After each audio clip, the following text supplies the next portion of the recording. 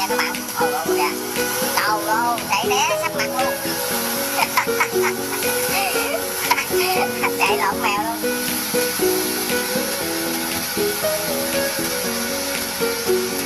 Wow, em trai mình lái luôn nha ba.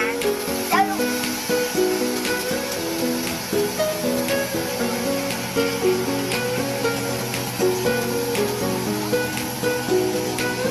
Ở đây mình quay ở đây 2 cây. Đây là một cây 70 Thái các bạn, cùng với hàng độc nha, hàng mới 93 ếch cha. Rồi cái ếch cha này mình thấy thì cái tốc độ chạy vào ok luôn, mà cái ếch cha này còn là hàng nguyên, hàng này chưa thay nha các bạn ơi. Còn xài hàm 2,2 á, 2,2 mà cái này nó bự hơn hàm 100 với hàm 70 nha. Cái lòng nó tới 1,8 nữa.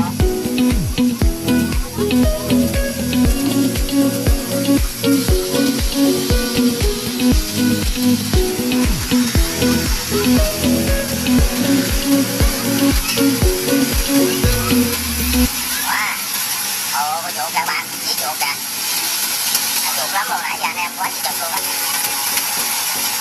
Kìa luôn kìa, làm chuột rồi, đó đó. Wow, đó là chế xịn cờ luôn. Kìa luôn kìa, đó mấy ông chuột luôn, nó kêu bằng chuột bị ép lắm nha các bạn ơi. Ô, nó chạy kìa, ô, nó chạy của mấy. Má đi em trai ơi, máy ra đi. Kìa luôn kìa, luôn kìa, ôi trời. Wow, áo bắt chuột của mình này, chưa bắt đầu luôn.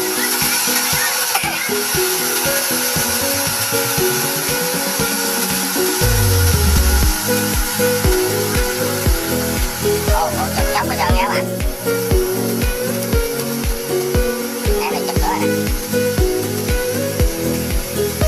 Nói chung dòng ếch cha này thì nó là đời mới, nghe nói nâng cấp lên cũng nhiều lắm đó các bạn ơi, nâng cấp lên đầu cũng mấy món á. Đầu lộ mẹ đập hay ghê trời, đập cái con luôn kìa, quá hay luôn, phát một. Hai chuột dữ trời, kìa, kìa, ê.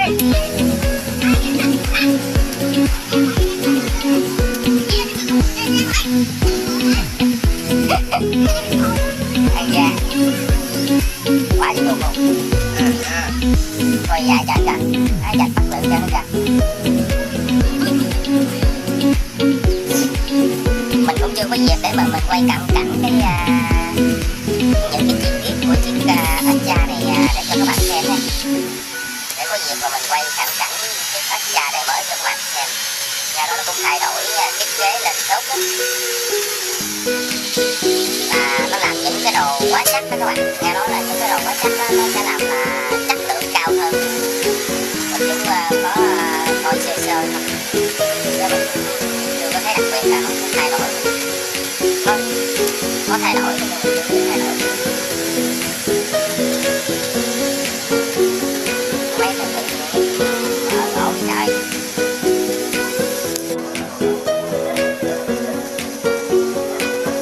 Ếch cha 93. Cái này chạy tốc độ cũng cái này làm như có chạy 59. Rồi hốt ra. Đây chưa?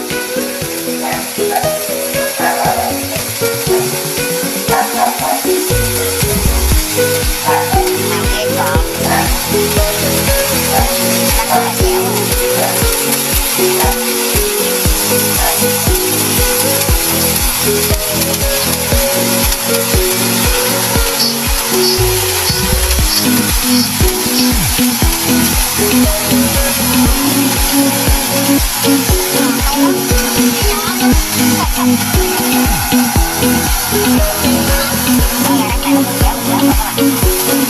Cái này tiếng nóng nó đóng không nha các bạn, bởi cho nên bây giờ nó cũng không được đẹp luôn nha.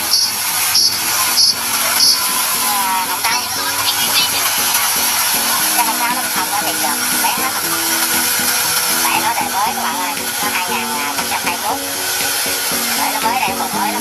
con cây thứ 10 kìa, đưa rồi kìa.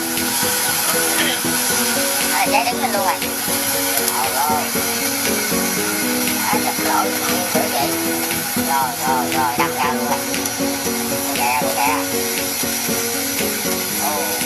Tôi cái răng đó là chẳng cái răng mương hay sao á.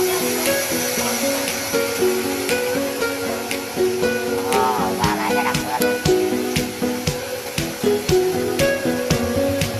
Cái hai cây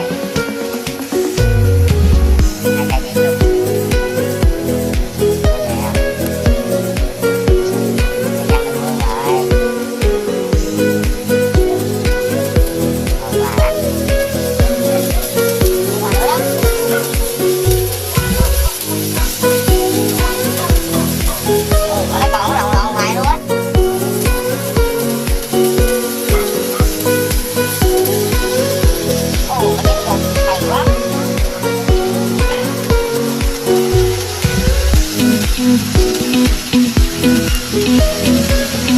Hãy subscribe cho kênh Ghiền Mì Gõ để không bỏ lỡ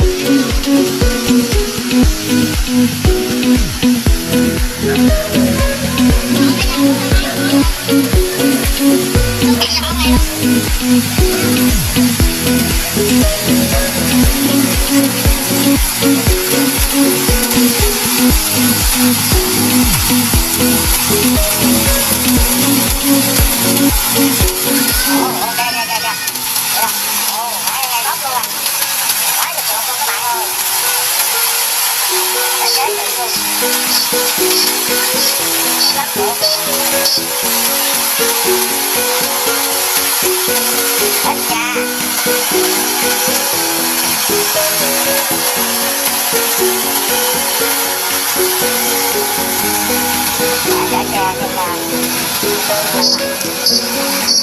dẫn.